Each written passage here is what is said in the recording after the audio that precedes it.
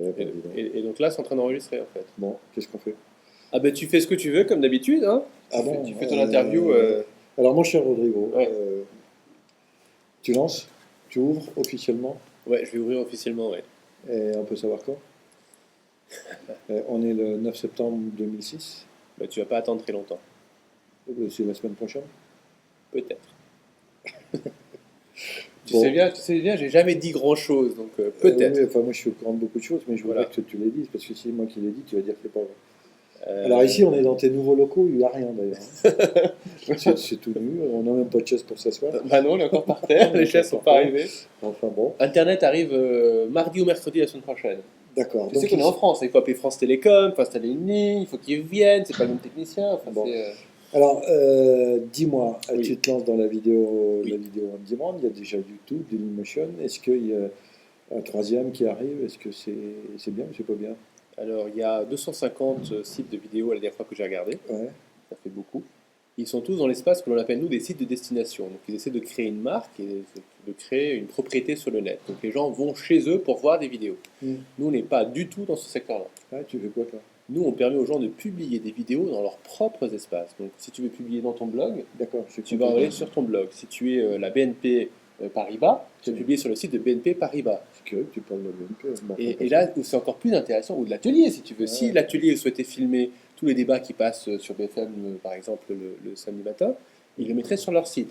Là où ça devient intéressant, c'est que Et chez Dailymotion, tout ça, on peut pas le faire. si, ils peuvent le faire, mais c'est pas leur positionnement. Leur positionnement, c'est de se dire, je vais agréger le contenu de tout le monde, Ils gagnent des sous où, ceux-là? Dailymotion ou moi. Les deux.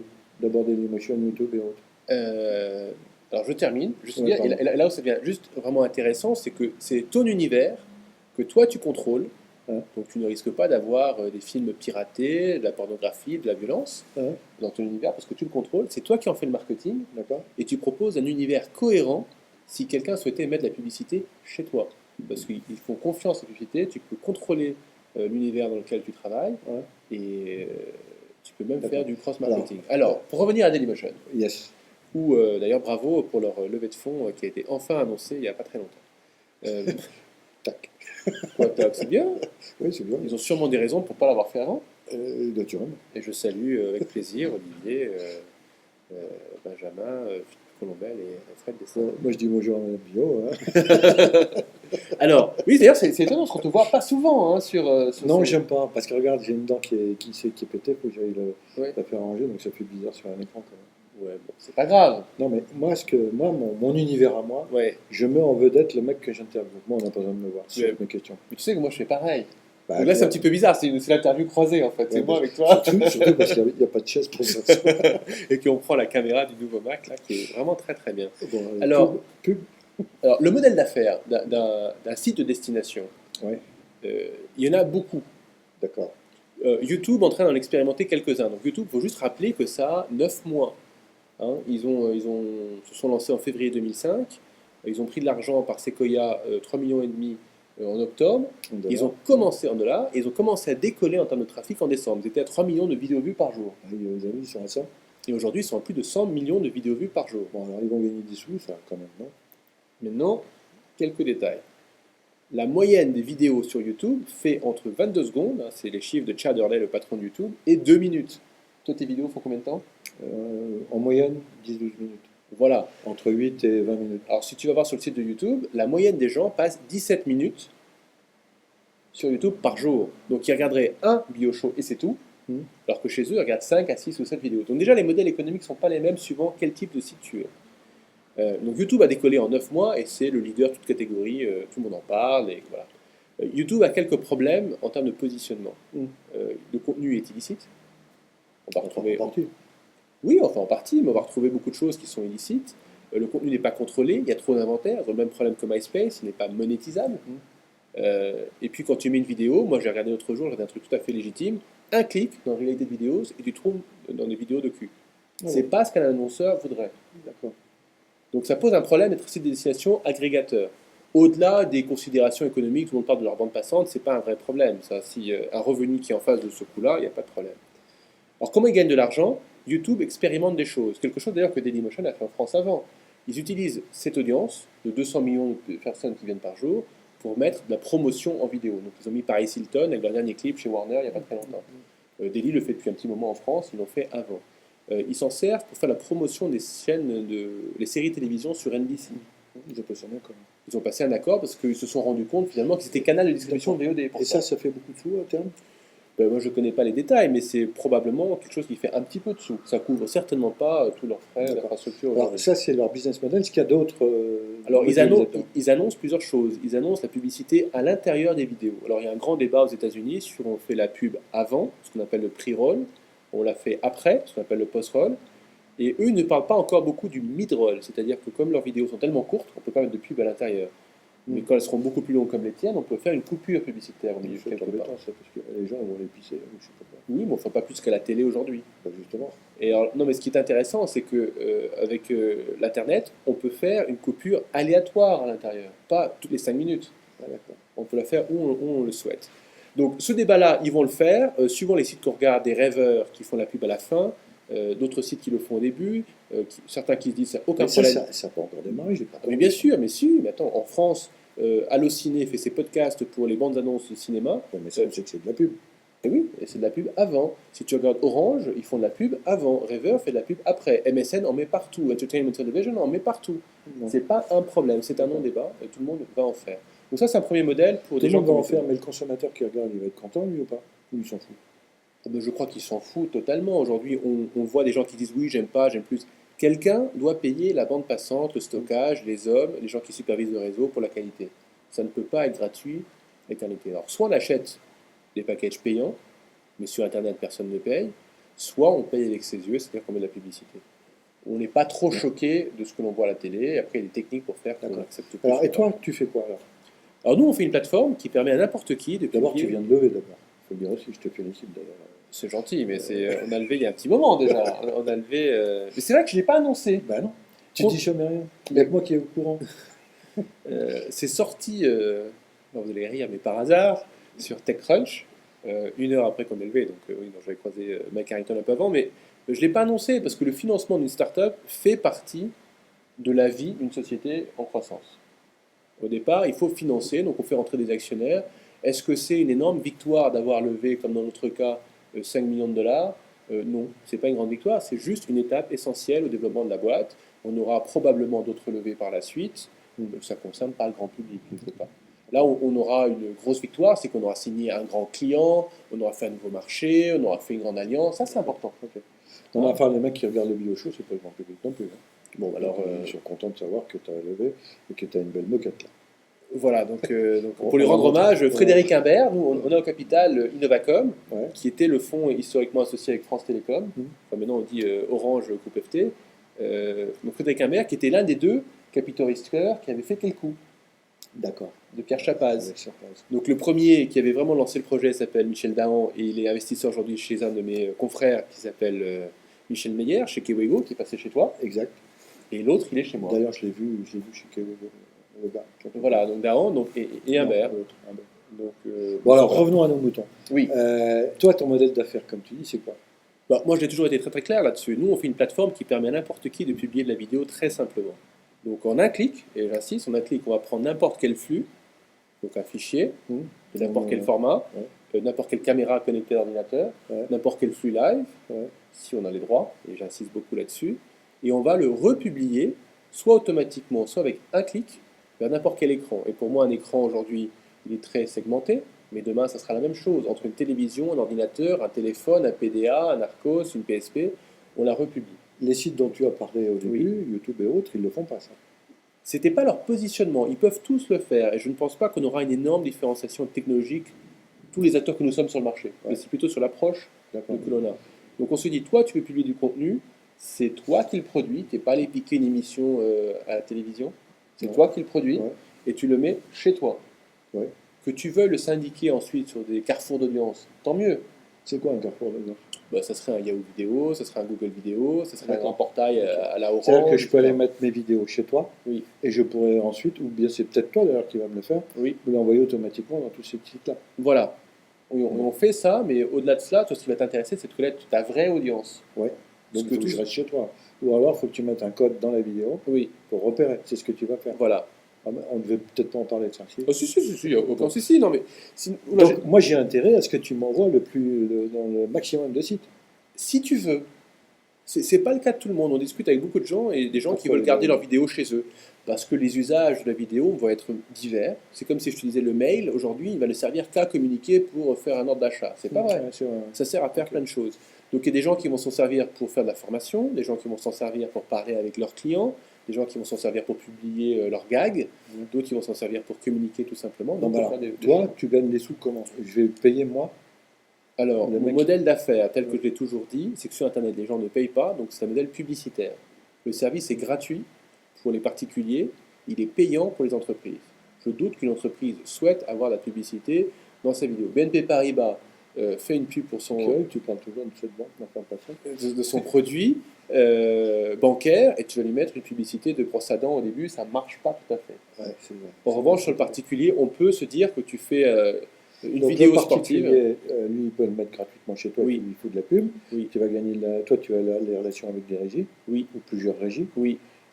En fonction de ça, comment l'annonceur qui est dans la régie X, qui vient de voir, sait que sa pub aura beaucoup plus d'intérêt, ça va passer chez Bio ou chez Intel. Alors ça, c'est la sauce secrète que l'on ne peut pas révéler ici. Ah bon, d'accord. Mais Tu fermes non, je ne ferme pas. Ce qui est important, c'est de se dire que les annonceurs ont un budget sur une campagne multi-support. Donc ils vont avoir, quand ils vont lancer un produit, ils vont communiquer sur une marque, ils vont travailler sur la télé, sur la radio, sur la presse, Mhm. sur l'Internet, sur la vidéo sur Internet. Et les Américains sur Madison ils disent que ils le font, Mhm. ils vont le faire de plus en plus. Donc on va être un élément d'une campagne publicitaire. D'accord.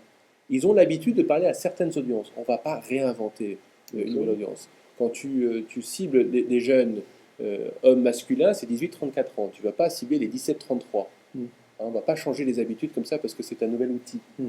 D'accord. Donc nous, ce que l'on fait, sans dévoiler beaucoup, c'est que l'on construit un produit publicitaire, donc un inventaire publicitaire qui permet de mettre des publicités ciblant une bonne audience.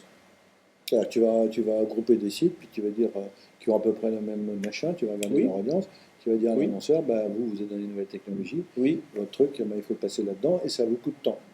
Et ça- C'est toi qui définis le coût ou comment ça se Oh, passe? ben, je crois qu'au départ, tout le monde est en train d'essayer de se tâter. On voit des coûts qui vont entre aujourd'hui de ce qu'on appelle le CPM vidéo, Ouais. qui vont entre 10, 11 à 200 en brut. 10, 11 euros Oui, oui. à 200 euros, Oui, le les 1000, 1000. Le 1000. le 1000 vues. Oui, le 1000 vues. Et le vu, c'est le vu complet, comment on le juge là?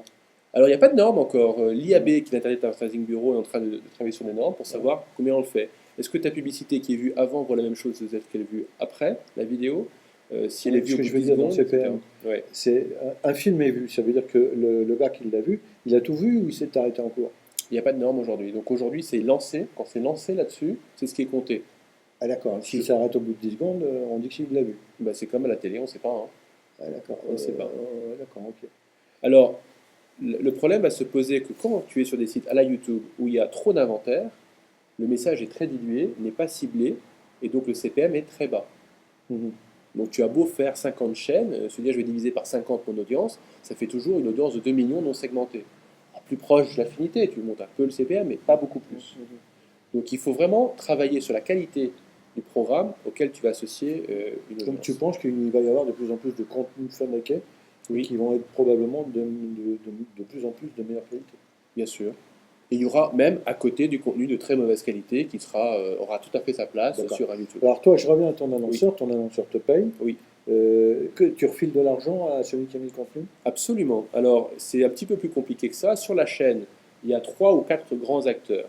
Celui qui upload sa vidéo, il se dit, je la mets sur YouTube et YouTube fait tout l'argent sur ma vidéo. Mm. C'est pas juste. À un moment donné, je veux en toucher un petit peu aussi. Mm. Ou sur les sites français, pour pas les nommer. Donc, il faut faire un partage de revenus en se disant, moi, je gagne de l'argent parce que c'est normal, j'ai des gens qui travaillent, qui supervisent, je paye la bande passante, etc. Et je reverse une partie à la personne qui l'a créé. Donc c'est ta marge nette que tu reverses quoi? On travaille suivant 2 modèles, soit sur le revenu global, soit sur une marge standard. C'est-à-dire pas une marge au détail, mais une marge standard. Donc, sur ce type de deal, sur ce type de portail, sur ce type de canal de distribution, on va faire tant. Alors, c'est pas suffisant, parce que dans ce cas-là, il n'y aurait que moi et le créateur. Mm. Alors souvent, on veut exposer, on disait tout à l'heure qu'on veut syndiquer ce contenu sur un Google, sur un Yahoo, sur un Ask, sur un Technorati, etc. Ceux-là veulent aussi être rémunérés parce qu'ils ont construit une audience. C'est bien là, ton effet. Donc il faut qu'il y ait une rémunération du canal de distribution, du diffuseur que je serai dans ce cas-là, et du créateur. Cela se complique encore plus quand on pense que la plupart des grands canaux de diffusion ont déjà leur régie publicitaire à l'interne. Alors comment tu vois une solution à ce machin? Eh bien, c'est là où les informaticiens ont fait des choses très bien qui s'appellent des règles de calcul. Et donc, on fait tourner des machines qui calculent des prorata sur des volumes et ça marche très bien. C'est de l'automatique. Oui, bien sûr, bien sûr. On définit des règles en fait suivant les supports. Alors maintenant, ça se complique encore plus. C'est pour ça qu'on a un métier, parce que ça devient vraiment compliqué. C'est si le créateur de contenu, par exemple Jean-Michel Billot, fait un deal avec JVC et qu'il met lui-même sa publicité dans sa vidéo. Est-ce que moi, distributeur. La publicité de JVC dans la vidéo de Bio. Ouais. Et Ouais. cette vidéo-là vient chez moi. Est-ce que moi, Ouais. Qu'est-ce que tu dis, toi? est-ce que je remets une pub ou pas? Ouais. Et qu'est-ce que tu dis? Ben, ça dépend de l'accord que j'ai avec toi. Ah, d'accord. Est-ce On va en que discuter, mais on va faire. est-ce qu'on rémunère également le canal de distribution là-dessus ou pas? Ça, c'est toi que ça regarde, non? Ben, dans ce cas-là, il faudrait que je puisse remettre une publicité, etc. Donc ça devient très compliqué en termes de rémunération de la chaîne de valeur. Et c'est là où ça devient intéressant pour le métier qu'on Alors, fait. ça, on a parlé de Ouais. grand public, si je puis dire. Bien Maintenant, sûr. les entreprises. Oui. Moi, ce qui me choque un peu dans tout ce que je vois aujourd'hui, c'est que Je sais personne. que ça fait 16 minutes là. Hein. Oui, bah, tu as des disques durs. Personne ne s'occupe des entreprises. C'est pas tout à fait vrai. Il y a un Américain dont nous on s'est inspiré au départ, qui font un produit que moi je trouve très beau à l'arrivée. Dans le back-office, il y a beaucoup de travail encore à faire, mais dans l'arrivée c'est très beau. Il s'appelle Brightcove. Donc, Ouais, ça a été lancé par Jérémy Allaire, que j'ai eu la chance de rencontrer et que je revois dans pas longtemps. Qui n'est pas inconnu sur Internet. Non, c'est l'ancien CTO de Macromedia, donc le gars qui a fait Flash et tout ça, Cold Fusion, enfin. Et eux, par exemple, mettent en ligne d'abord tous les grands médias. Donc ils sont allés voir le New York Times et toutes les vidéos du New York Times sont en ligne. Et petit à petit, ils vont voir tous ces gens-là en se disant j'ai un outil qui vous permet très simplement de publier votre chaîne de télé. Et c'est l'entreprise qui paye. Et c'est l'entreprise qui paye. Et on a une idée des coûts? Ah oui, une idée des coûts, on l'a évidemment. C'est quoi en gros? Ah bah, Une entreprise française veut faire sa chaîne de télé Oui. chez toi. Oui, Tu lui demandes combien? ça je le dis pas dans la caméra. Ah bon, d'accord. Je le dis en privé en réunion. Écoute, je viens de faire un deal il y a quelques jours, voilà, et Avec qui? voilà. On ne le dira pas dans la caméra. Et, mais C'est cher ou c'est pas cher? mais c'est pas cher parce que dans ce cas-là, ce que l'on vend, c'est plus la techno. Et Mais tu vas pas aider l'entreprise à fabriquer son contenu quand même, si? Tu deviens. je suis pas une boîte de production vidéo. Non, mais ce que l'on fait, c'est qu'on aide l'entreprise à gagner du temps. Parce qu'une fois que tu leur donnes un outil extrêmement simple, ils peuvent très simplement. Je vais prendre un exemple. Si on prend une société de la VPC, ils vont mettre entre 12 à 18 mois pour créer un catalogue papier. S'ils ont des sites de commerce électronique, c'est pas du tout adapté de faire quelque chose 18 mois à l'avance. Ah, ça sort, d'accord. Donc il faudrait qu'ils collent le plus à l'actualité du marché. Je ne sais pas si tu as un grand chanteur ou acteur d'essai, donc on fait des coffrets DVD, il faut faire quelque chose en mise en avant, il faut que ce soit très réactif. Ils ne peuvent pas se permettre d'avoir des professionnels de la production vidéo qui viennent, qui vont leur facturer 1000 à 2000 euros la journée pour produire un contenu qui fait une minute. Ça coûte trop cher, c'est un ROI très faible. En revanche, si tu mets l'ordinateur, une caméra, un coin de studio chez eux avec un fond vert, ben voilà, ils créent du contenu en 5 minutes. Toi, tu vas et c'est installer produit pour le mobile, c'est produit pour l'hôtellerie, etc. Et toi, tu vas installer des studios dans les boîtes du 440 en France? Non, pas pour l'instant. C'est pas notre stratégie actuelle. Ça prend beaucoup de temps. Pour ceux qui ont travaillé avec des grands comptes, on adore travailler avec eux parce qu'une fois qu'on rentre, on y reste longtemps et on développe plein de produits avec eux. Mais ça prend beaucoup de temps pour rentrer. D'accord. Et tu vas t'installer ici. Et l'investissement commercial est important.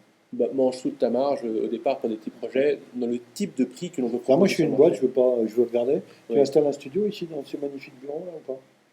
C'est possible. D'accord. On ferme l'écran, écoutez pas. Dernier type de question, cher ami, le temps réel. Oui. Tu y penses, toi? C'est pas que j'y pense, c'est que... On n'en parle pas devant l'écran. Non, c'est que ça tourne. C'est que ça tourne? Ouais. Et comment ça marche? Ça marche très simplement, c'est qu'on a... on peut peut-être expliquer le temps réel, ce que ça veut dire, c'est comme à la télé. Oui, voilà, c'est là. C'est que les gens sont en train de nous voir, là, par exemple. Oui, mais là, ça sera du différé, là. Attends, on va le mettre en ligne après. Mais on pourrait faire la même chose et ils pourraient être en train de nous voir. Bon, et combien de personnes maximum pour regarder? Mais ça dépend d'une configuration. Du réseau. Et puis des serveurs. Je sais pas. Non, économique. C'est-à-dire. Ben, ça coûte un petit peu cher quand même encore. Ouais. Donc ça dépend de l'utilisation que l'on va avoir. Alors c'est pas tant le problème. Combien de personnes vont te regarder toi, ça se fait très très simplement. Ouais, quelque part. j'ai des statistiques, oui. Ce qui est plus compliqué, c'est d'avoir beaucoup de gens qui utilisent ton service en même temps pour peu de personnes. Répète tout. Si on a 5000 personnes qui utilisent Vpod pour faire leur podcast en live pour 15 copains, c'est plus compliqué que de faire une personne qui diffuse à 10 000. J'ai compris. Donc c'est là où l'équation est encore un petit peu compliquée à maîtriser, mais on y travaille. En revanche, pour publier à quelques personnes à plein de personnes, ça on sait faire sans Ça, problème. tu sais faire. Et qu'est-ce que C'est simple, hein, on fait on air. Pardon. Alors, je ne comprends pas bien l'engouement pour le peer-to-peer. On nous pose très très souvent la question, c'est quoi le peer-to-peer pour vous? J'avais fait un post sur mon blog il y a 2 ans. Le peer-to-peer est très bien pour celui qui diffuse, comme moi, parce que ça baisse nos coûts. Je mutualise mes coûts, je vais diffuser 3 ou 4 fois auprès de certaines personnes qui eux-mêmes vont rediffuser. Donc moi, mes coûts de bande passante chutent. Donc évidemment, on le fait déjà pour les downloads de fichiers chez nous. Voilà, ça optimise le son. Pour celui qui reçoit, il y a 2 cas de figure. S'il reçoit un contenu qui est très demandé, ça va arriver très vite de l'endroit le plus proche du réseau pour lui. Il y a beaucoup de sites, etc. Voilà, donc ça c'est super. Pour un contenu un peu plus ancien, il n'y a plus personne qui en a une copie, ça va pas plus vite, voire plus lentement. C'est ce qu'on voit sur peer-to-peer, BitTorrent, etc. Voilà, mais c'est une problématique d'approche économique. Je ne vois pas où est la révolution énorme autour de ça. Et c'est pour sorti toi, une fois. il y a un marché là-dessus. Oui, je pense qu'il y a des gens qui vont pouvoir proposer des solutions clés en main de peer-to-peer, parce que c'est quand même un petit peu compliqué à Enfin, faire peer-to-peer ou en client-serveur traditionnel. Oui, mais enfin, il y a des gens comme Allpeers, hein, comme Cédric Malou, qui fait ça depuis Prague très très bien. Mais c'est pas du temps réel, lui. Non, mais il y a des boîtes à Londres, des boîtes en Chine qui font par exemple P2P Live, qui font du streaming en live, une boîte au Danemark, je ne citerai pas. Enfin voilà, il y a, Tu es en train de la racheter. il y a le P2P en streaming qui existe. Mais c'est un petit peu comme si tu me demandais, et alors Cisco, pour la vidéo, est-ce qu'il faut des routeurs dans le réseau? Bah, évidemment qu'il faut des routeurs dans le réseau. C'est quelque part, c'est l'infrastructure qui ne va pas intéresser. C'est pas un débat, quoi. Bon. Alors, On pourrait parler de DRM, par exemple. Ça, c'est un débat. Oui, mais qu'est-ce que tu en penses, toi? Qu'est-ce que tu vas faire sur les gens qui viennent te mettre du contenu? Tu vas foutre du DRM? Bah, la DRM ne sert que dans un cas. C'est où tu vends ton contenu. Bah là, moi je le vends pas, là. Enfin, quand tu veux le protéger aussi sur un réseau. Mais si tu veux vendre ton contenu, bah, tu mets une DRM, parce que s'il n'y a pas de DRM, les gens vont se l'échanger, le mettre sur un site public, tu l'as vendu une fois, tu ne feras plus jamais de chiffre d'affaires. Le problème de la DRM, néanmoins, c'est que c'est cher en termes de licence. Et il y a des gens au passage qui vont faire beaucoup d'argent sur la DRM ou qui essayent. Pas de nom. Bon, On connaît. Googlez il y a 10 jours quand ça ne marchait plus. Hein. Et puis, c'est pas compatible souvent les différents supports. Donc, si on veut faire une vidéo, là, on l'a fait avec une webcam, et on veut la mettre sur le web, ben, c'est une DRM. Sur le Mac, c'est une autre DRM, et encore ça ne marche pas parce que Apple ne l'a pas ouvert, Fairplay. Si on veut mettre sur l'iPod, c'est une autre DRM. Sur la PSP, c'est une autre DRM. Sur les téléphones mobiles, c'est une autre DRM. C'est le bazar. C'est gérable. Mais du point de vue économique, il y a d'autres moyens de travailler que de faire ça. Alors, est-ce que mettre un user mot de passe, c'est déjà plus simple. En France, comment tu vois la situation? Le 440, par exemple, fera ses les entreprises du 440 feront leur télé dans les 2 ans, 3 ans? Ah oui, certainement, très certainement. Ils ont commencé à le faire avec 2 garçons que tu n'as peut-être pas encore vus, une fois que tu vois. Ouais. Donc Adrien Dernel, qui était chez Bloomberg il y a très longtemps, avec un de ses associés qui s'appelle Adrien. Ils ont lancé Eurobusinesspedia, ils ont une vingtaine de clients.